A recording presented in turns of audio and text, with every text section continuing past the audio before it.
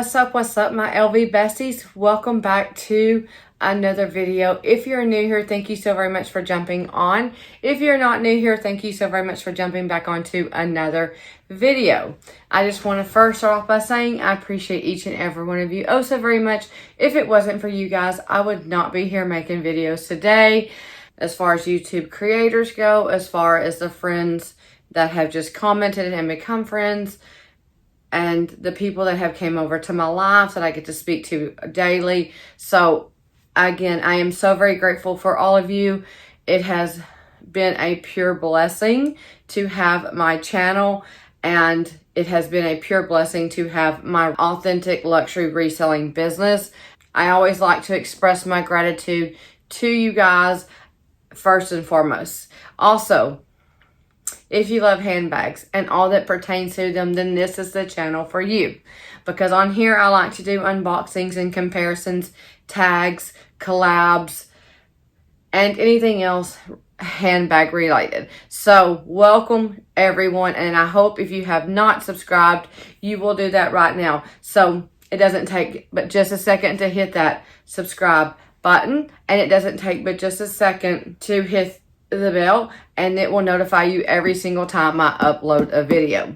Speaking of uploading a video, guys, it's been over a month since I have been on here, and I am finally where I can actually get on here and make a video, because I've mentioned my business to you guys. If you have been following me many times, I mention it on most videos, because I do get new subscribers every day, every week, every video. So even if you have heard this before, this might be one you're interested in hearing to understand where I've been, why I haven't been making content, and now I'm back.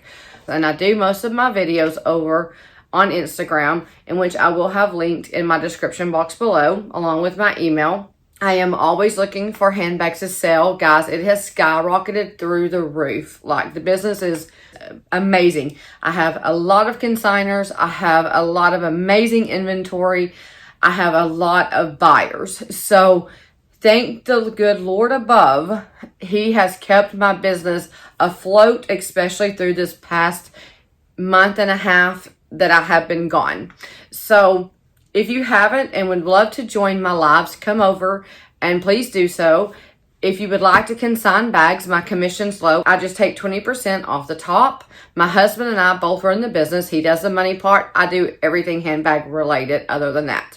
Most of my consigners offer a payment plan, which is amazing. That has brought me so far that they don't even realize. As far as purchasing goes, we only require 15% down. You don't have to pay a fee to buy anything. We don't charge taxes. We don't charge any extra fees unless when you're paying, PayPal or something charges you. So otherwise, what the price that we give you is the price that you pay. So I just want to get that out of the way, because again, most of my business in general has came from YouTube that I started and created. Will be 4 years this November. So 1 year in, I started selling handbags, and I have built it up to, and my own handbags at that, built it up to earn people's trust and get them to follow me over on a different platform where they seem to sell a little more. Now, I will say I do love selling on YouTube still. It's a little bit harder for me to make the videos, because I need the video back in my game room where it's a lot of echoing and all of that, because it's huge. That's where my business is, and it is huge, and it's tile floor. I'd have to put down so much stuff, you guys. And then also on top of that, everything would have to just be perfect set up, because when you do lives on Instagram, your phone is horizontal, so it only shows the 3 main shelves behind me. When you do it on YouTube, it's vertical, which shows all of the shelves, and the shelves beside me is kind of a clutter, but that's okay. Like, I'm constantly moving bags in and out as bags sell. So if you are interested in getting more than most people offer you for a buyout, including Fashion File, other resellers, Rebag, all of those places, get with me, because I can definitely get you more money than they ever can, because again, I only take 20%. My consigners price their own bags, so I don't tell them that I will give them $2,000 if their bag is worth $7,000 and me take $5,000 from them, if that makes any sense. So you price your own bags, we add my 20% in, and bam, that's it. That's all I do. We make it as simple as possible for our consigners and for our buyers. So please come follow me over there on Instagram. Again, it will be linked in the description box below if you want to get with me on consigning. And you don't have Instagram, my email will be linked in the description box below, so you can do either or. Instagram message me or email me. Okay, I've always talked on here. Always have, always will. I would like to say why I have been MIA for a month and a half. Everybody that watches me on Instagram and joins in on my lives, they know why, because I keep up with the stories over there. I have posted on the community post once, but that was it. Okay, so a month and a half ago, we lost my father-in-law, and it was unexpected. We did not have any clue in this world that we were going to lose him. Okay, so for a week and a half, or yeah, around a week and a half-ish to almost 2 weeks, we were going and seeing him every day in the hospital, an hour away. Then they transferred him to Dallas, which is where he passed at a hospital there, the next week. So we were going to Dallas. Guys, about 6 months ago or so, my husband started having chest pains. And I noticed that it wasn't normal chest pains. I could tell it wasn't heartburn or indigestion. I could tell something was seriously like going on, because he couldn't move. The pain was so like hard and so, I don't know, sharp, he said, but it only lasted like 30 seconds. It wasn't chest pain that hit him straight in the middle, guys, okay? It didn't feel like crushing pain, if that makes any sense. He was never short of breath. He worked. He came home. He worked here.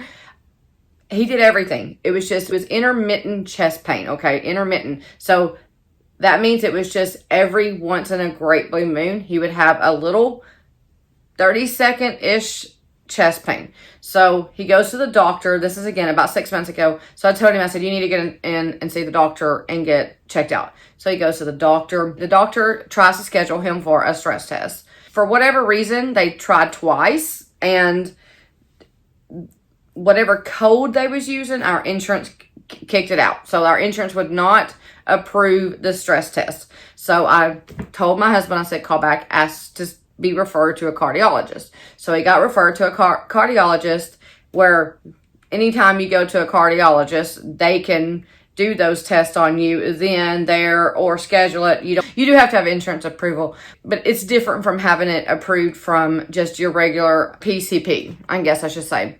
So obviously he went in and seen the cardiologist, and they wanted to do a CT scan of his arteries. So they didn't even bother with a stress test. The cardiologist told him the CT scan showed more of what they thought he had, which was partial blockage, than going through a stress test, him failing it because he knew it fell it, and all of that. His EKG came back fine. Just a straight up CT over his heart and all of the arteries and veins and such. So we did have to wait for the insurance to approve that, and it did take a little while, but they approved it. Like I said, a cardiologist put in orders for that, so it's a little bit different than the PCP putting in orders for a stress test. So I don't know why that is. Preventative would even just be good enough if I was someone that was to approve something. But I don't have that kind of job, so I don't know what goes on with that. But anyways, back to the whole thing. So they schedule him out a couple months after that. It's insane to me today, and you go in and see a cardiologist or any specialist at all, that it would, especially something with like chest pain, that you wouldn't get scheduled immediately for this CAT scan or whatever that, could show the blockages. or whatever. Same thing if you were to go to see a neurologist and you had something going on with your brain. You need a CT scan now, or next week or whatever. But it's not the way it works, guys. So he had to wait about 2 months, and then he went in for the CT scan, okay? So, no lie, okay, we get going back to Josh's dad passing away. He passed away from heart failure. He had congestive heart failure because he had a massive heart attack at 52 years old that pretty much shattered his heart. He had a pacemaker and defibrillator that kept his heart on track, basically. His defibrillator did go off a few times over this past year. The doctors said it was fine, guys. The doctor said it was fine, or cardiologist, whoever he's seen, said it was fine, okay? So it went off the week and a half to 2 weekish before he passed. He went to the ER. And by the way, which is what my husband should have done when he was having chest pain, was go to the ER. But we didn't think it would be that bad. And as a prior nurse, I should have never thought it wouldn't be that bad. But I will say I did try to get him to go to the ER, and he was like, no, it's fine. It's not that bad because it's only lasting a few seconds. So we just thought he would get in sooner than he did, and life started happening, So never will we make that mistake again. As far as if you're having chest pain, go to the ER, because they're going to get to you a lot quicker than all of what we went through, okay? So just do it, because he definitely should have. But anyways, he had his defibrillator went off, and he went to the ER. That's what they told him to do, to go to the ER. So at that time, they wanted to take him to the cath lab because he had multiple episodes over the past year, and they wanted to see what was going on. Okay, guys. So they take him to the cath lab, and they tried to go in through the wrist, but it was unsuccessful because he had 2 heart attacks on the table while they were trying to even do that. They shocked him, brought him back 2 times. It was unsuccessful. They were going to try to put stents in. What made it unsuccessful wasn't necessarily the heart attacks, because they did bring him back, but they were able to see that he had more blockages, and also that he only had 10% of his heart working. Okay. So they knew that putting stents in was not going to work. They said his vessels were so fragile that there was no way a stent would work. Okay. So it didn't leave many options, but they ended up going in the next day because he went into VTAC, and he had been into AFib multiple times throughout this. So he went into VTAC, and it's so much, guys, that it's so hard to remember everything. But I remember that was on a Friday. On Monday, they were going to go in his groin. That's what they were going to do, and did do. And go in that way, and go in with a balloon. Okay. Well, he started going into VTAC on Friday night, all through the night. So they moved it up to Saturday morning. And the reason why they had pushed it to Monday, or were trying to get it to Monday, was because the dye that they put through your body affects your kidneys. So they wanted to give his kidneys time to flush it out and all of that. And they were going to do that on Monday. So that did not get to happen because he could not quit going into VTAC. Okay, so they went ahead and said, let's go in on Saturday and get that balloon in, and it helps the heart pump harder. Guys, I might be wrong on all of this, but this is just what I remember, because it was a horrible time, okay? From my understanding, it was supposed to try to make his heart stronger. What they needed to do was to get his heart stronger, because he couldn't have open heart surgery. He wasn't a good candidate for that. They said that he would pass immediately with open heart, because he didn't have enough heart functioning to do open heart surgery. So that was out of the question. Stents were out of the question. The only thing left was what they call an LVAD. And that is basically a device they go in and put into your heart. It does everything for your heart to make it function. You guys, if you are cardiac people, or have it, or know, or whatever, you can correct me if I'm wrong. This is just some information that we were getting from about 50 different people, nurses, different doctors coming in, because it was a different hospitalist every day, and all of that. So it was a lot of It was a lot, okay? A lot that we weren't expecting for sure. So he had to even get approved to get the LVAD. So that's when they flew him to Dallas, which was, I don't know, several days later. They flew him to Dallas. And by the time he got to Dallas, which was rode over into the next week, okay? By the time he got to Dallas, his heart function was still not where it needed to be. A balloon, okay? It was only temporary, so it could only last for 10 days. It was not working well. And in fact, his heart wasn't even functioning well enough to supply blood to keep the rest of his organs alive.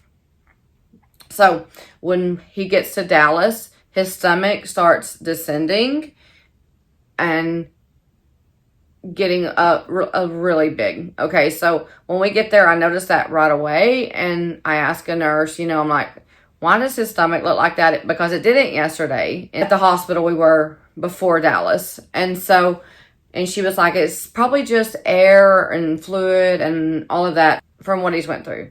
It didn't really make any sense to me, but again, they were strictly heart hospital only. Okay, guys. So they had education for everything else, but they strictly worked on the heart. Okay, so which was what was wanted. That was what the family wanted, was a hospital that strictly worked on the heart. So the next day, my sister-in-law could actually tell that things were getting worse. And so we were home. So we drove to Dallas and we could tell something didn't look right. But he was still talking and still alert and oriented and all of that. But his stomach was definitely getting bigger and bigger. By the next day, he was not alert and oriented as he should have been. Or he might have been in his head, but he could no longer speak, because what happened was his stomach was getting so big that his intestines were pushing up on the esophagus, which was causing him not to be able to breathe. And he couldn't speak any longer. So he could hear, but he couldn't speak. So he was there, but he couldn't talk to us. He could mumble some things, but that was it. So we knew at that point something was not right. Several hours later, we went to grab some dinner. My sister-in-law called and said, y'all need to get back now. So we go back to the hospital, and that's when they said that he needed surgery on his colon in order for him to continue to live at that point. Also, they were having to give him medicine to keep his blood pressure up. So his blood pressure was ranging between 56 over 53. So he's barely hanging in with the blood pressure medicine to keep his blood pressure up. So they said he needed to have surgery on his colon, which meant they were going to take part of his colon out, and he would have had a colostomy back. Okay, so they said 50-50 chance he would even make it through surgery. So the family had to come together, and this was mom and kids. Family, mom and his kids, not me. Like, I didn't make a decision in this. I would have never wanted to have made a decision, nor did they, but they didn't have a choice. So they had to come together and figure out what they wanted to do, because here was the thing. If they did the surgery on him and he did pull through, he could not get the LVAD put in his heart to make his heart function. Okay, so if his heart's not functioning already with the balloon in that was needing to come out, with them giving him blood pressure medicine to keep his blood pressure up, there was, what else could they do, right? The LVAD at that point was out of the question. Open heart surgery was out of the question. Stents out of the question. There was nothing left. He had a defibrillator. He had a pacemaker in. So, and that was only a 50% chance that he would even make it through surgery. So, of course, they did not want to put him through the surgery. But I'm not even going to talk about that part, because there was no way he was going to make it, okay? Period. So, it was horrible because they had to intubate him. And And that's how we watched him the rest of the day. And I can't even remember, guys. It's like that. It's that bad. Like I want to say it was, yeah. It was the rest of the evening. It was the rest of the evening. Is how, yeah. It was the rest of the day that we had to watch him lay there intubated, and knowing that he could not get the LVAD, knowing that balloon was that it was done, was not helping his heart. His EF was like 10% still, and they needed it at least 25, 30, 40, something like that for it to work right, or for anyone's heart to work, you know. So, you know, so once they made the decisions that they were going to make, they told the family, which all of us immediate family was there, that is to be in there when they extubated him, because they didn't even think he would make it, guys. They didn't know, but they were pretty positive that it could seconds to minutes. So they wanted us there if we wanted to say anything to him when they extubated. If there was anything we wanted to say, we needed to say it then. So they extubated him, and of course, you know, the family said whatever, you know, they were wanting to say, and we literally all watched him take his last breath.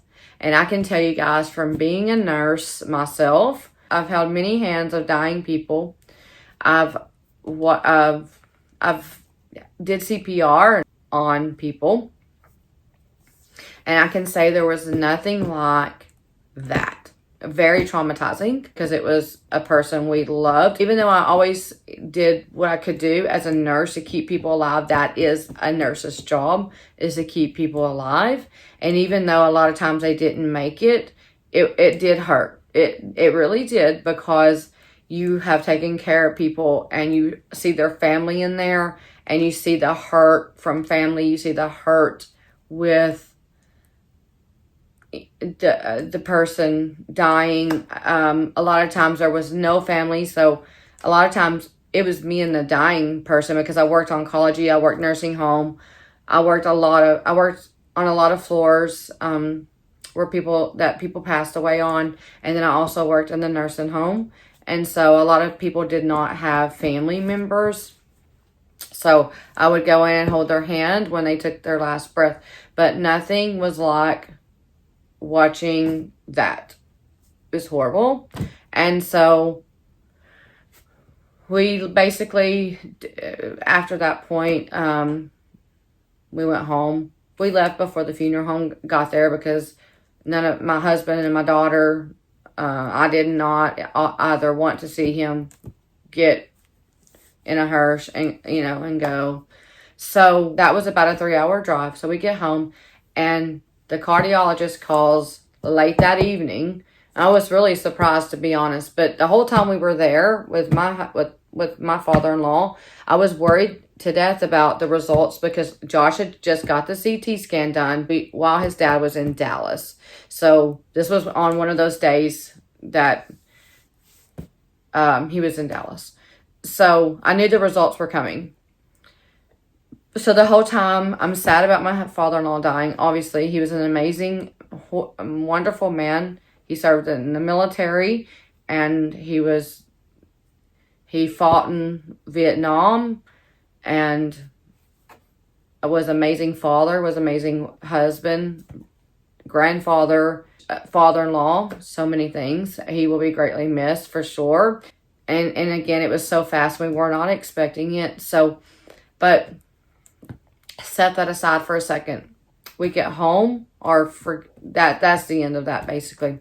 So we get home, and then my husband gets a call from the cardiologist about 7-ish that night, and because he wanted to call and give him the results, and he told him that he needed him in the cath lab that next Wednesday. So this was on a Monday. So on Wednesday, they wanted him to come in. That was the next available appointment, and where they could go in and get a better look, because the CT scan showed one artery to be blocked at 70 plus percent, so they couldn't get an accurate. The CT doesn't give like an accurate number. And then the other one showed 50%. So he got those results on the same day his dad passed. So, of course, we're just, don't even know what to think at this point. He's 44 years old. We did not eat the best. He dipped snuff. So we go in Wednesday to the cath lab. Of course, Dad just passed, so he hasn't even had time to mourn the death of his father. And neither has his mother, his sisters, grandkids, daughter. I mean, we're going from one heart issue of an immediate family member to another. I couldn't even hardly function, guys. And I'm not kidding with you. And it was because it was almost like the same things happened. Just by the grace of God, my husband did not have a heart attack prior to going to the cath lab. So he goes in the cath lab. And I knew something wasn't right when the nurse came back to get us, because she said 2 people could come back and see him when it was done, that is. And my children wanted to go, and I said, y'all go ahead, I'll go in and see him. I said, that she told us he was awake and all of that. And I was like, okay. I told my kids, I said, y'all go ahead and go see him, and I'll go see him after y'all. She said, no, ma'am, I need you to come back because the surgeon wants to talk to you. So I knew at that point something was not right, because if everything would have been okay, they would have been fine with my 2 children that was wanting to go back really bad to see him first. Would have been okay. Because when we got there, we talked to the nurse and the surgeon, and he said, we're going to go in and look. He said it could be worse, or it could be not as bad as the CT showed, because it's not always the most accurate. It just gives an idea of how much blockage is going on.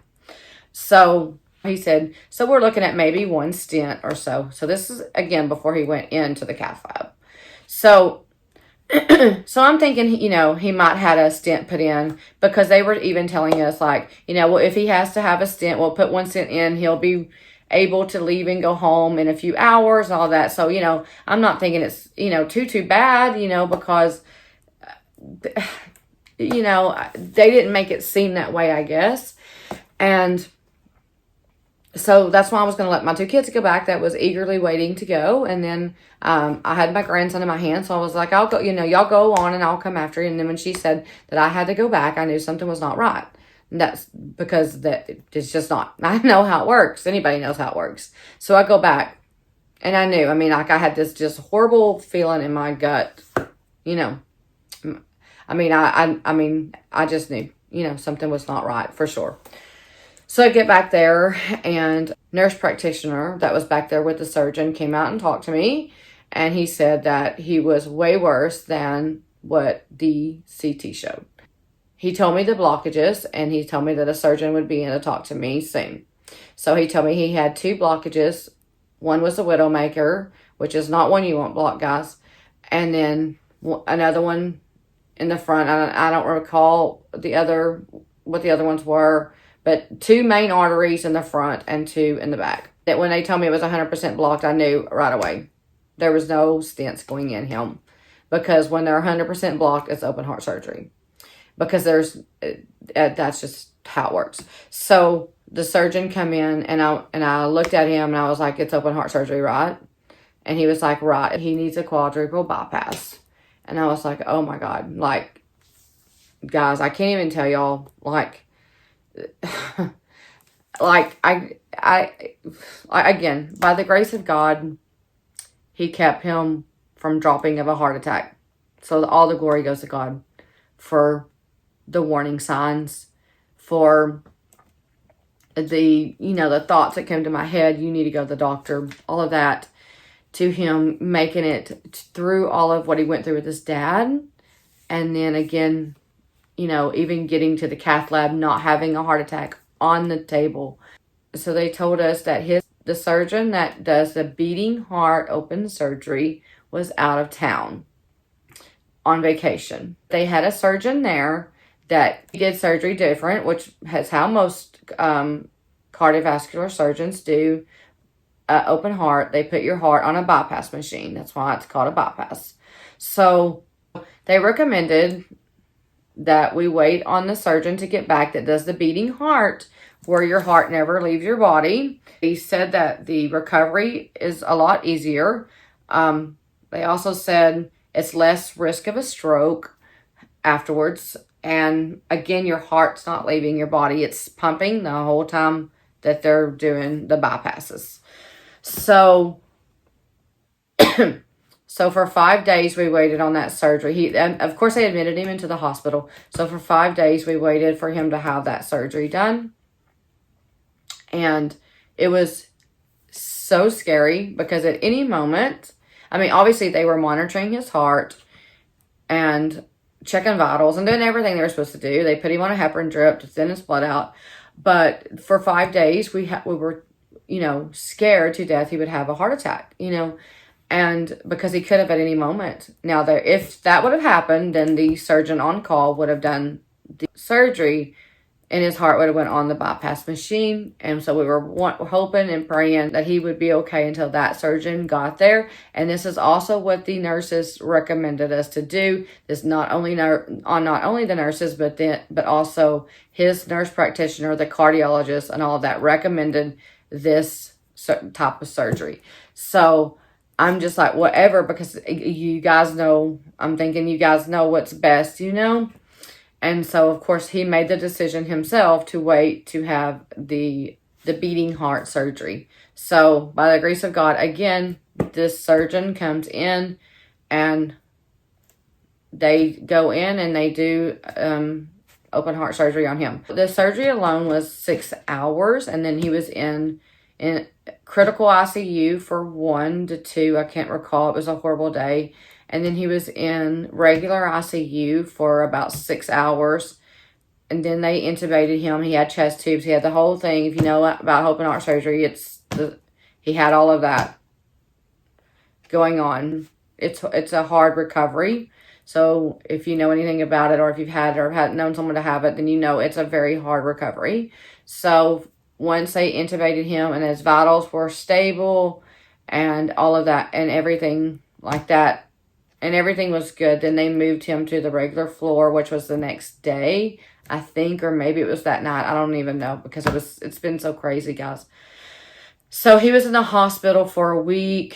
He went into AFib once. They said that was due to irritation of the heart being messed with. So for 5 days, he was in the hospital after he had been in the hospital the 5 days before, and then the 1 day in the cath lab. So to say, I don't know, guys. All I can say is, I know this is a long video, but I wanted to tell you guys the whole story.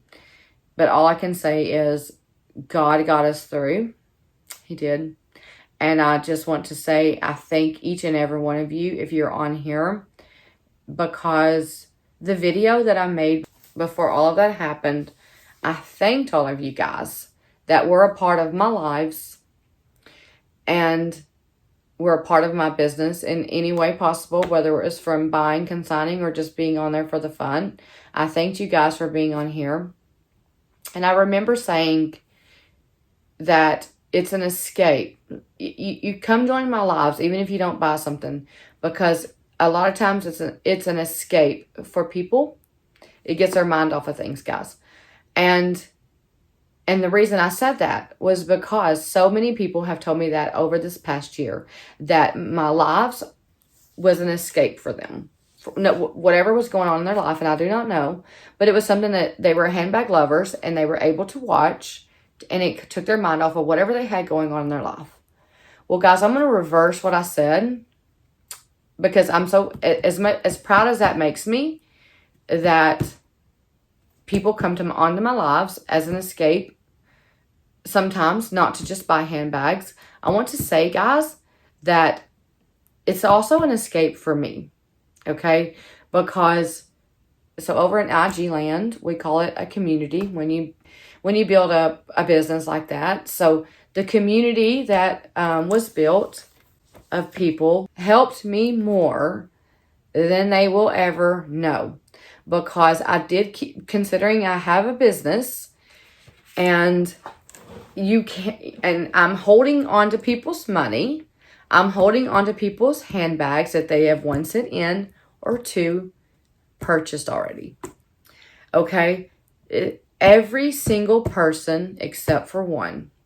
Every single person that I had, and guys, when I say we range on payment plans, we range between 150 to 200 payment plans regularly. Okay, that's a lot of bags on payment plans. Everyone still paid when they were due. Everyone waited on us to get back and home. Waited on my husband to get better so we could ship their items. I had multiple prayers coming through. So I was trying to tell you guys, I updated everybody on my stories about everything that was going on over on Instagram because of all of what I just said. When you own a business, you can't just vanish. Okay, you got to let people know what's going on. You can't vanish from you can't vanish from a business like that when it's that much money involved and people's items are involved. So I kept everybody updated. And also, not only that, but so many of these people are my friends, guys. I mean, they are more to me than just buyers and consigners. A lot of them are. They are actual friends, and we became friends through YouTube or through my lives on Instagram. So they all prayed so much for us. So many people sent me scriptures through Messenger or text because a lot of them have my phone number. And so I got scriptures by the days. And I can tell you guys that alone helped me so much. And the fact that, again, besides the one person, those people, they put all of what they had going on with my business aside for not when my husband's dad was in Dallas, because I was still doing some lives here at night, but the 2 weeks that we were dealing with his stuff and right after, they put all of their stuff aside and just prayed for us and sent us scriptures. And then, of course, I went back live. We went live in the hospital, and my husband told everybody what was going on and thanked them and all of that, because customer service means a lot to so many people, and you've got to have good customer service in order to have a good business. So we went live a few days after he got home from the hospital, was settled. Of course, he didn't do anything. I did everything. My friend from my hometown came and helped me do the lives and all of that until he was able to not tire out and all of that, in which he's back going good now with the lives and he starts back work soon and all of that. But guys, so for that length of time, that's where I've been. We've dealt with the death of his father to straight open heart surgery for him. And just a little FYI, if you have heart disease that runs in your family, by all means, and you have any kind of problems going on, get checked out, because his was related to genetics. They said, yes, the nicotine probably played a role in it. Eating bad probably played a role in it. But at 44 years old, he should not have had that much blockages. So they related the main issue to genetics, okay?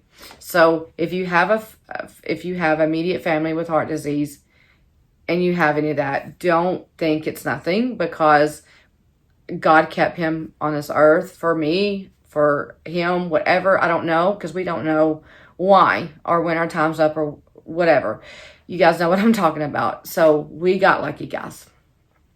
But making YouTube videos was the last thing obviously the last thing on my mind. And that's because if I was doing anything past taking care of my husband or being at the hospital when all of that was, because I never left the hospital until after he had the surgery, because they wouldn't let me stay in ICU. That was the only time. So before all of that, I was able to go live just in between going and seeing his dad, because I have to, guys. Like, when you have people's inventory, they want it sold, and I couldn't stop my business. And also, again, we didn't think he was going to pass away. We thought everything was going to be okay. It wasn't until toward the end that we knew that he wasn't going to make it. And so anyways, so I just want to say it's the lives today has been a breakthrough for me, because a lot of people were like, don't go live, don't worry about us. But guys, it was good for my inner peace to get on my lives. And of course, this is after Josh was home, okay? And before we knew his dad was going to pass. This was through that time. People, I did not do lives, obviously. I didn't do YouTube videos. I didn't do anything. But after he got home, I wanted to go live because the people on there were more supportive than a lot of people we knew. Family members, even friends that I've had since early on in life that were supposed to be lifelong friends, or let me just say a lifelong friend that was not there for me. The people from my business, the friends from my business were there for me and my husband. So it's been an escape for me to do those lives. Okay. It really and truly has been an escape for me to get back on there and interact with the people who cared so much for myself, Josh, Taylor, and the family. They obviously only know myself and Josh. They've seen a little bit of Taylor. There's been times that she has shown bags, but they're like family to me, and so I just want to say thank you, because a lot of people that are on my lives watch my YouTube videos. So I just want to say you guys allow me to have an escape, because I'm still a little traumatized from the whole thing. It just all of this just happened, just a month and a half ago. So it's not been easy dealing with this stuff, dealing with all of this. It's also Taylor's senior year. Thankfully, it hit during the summertime.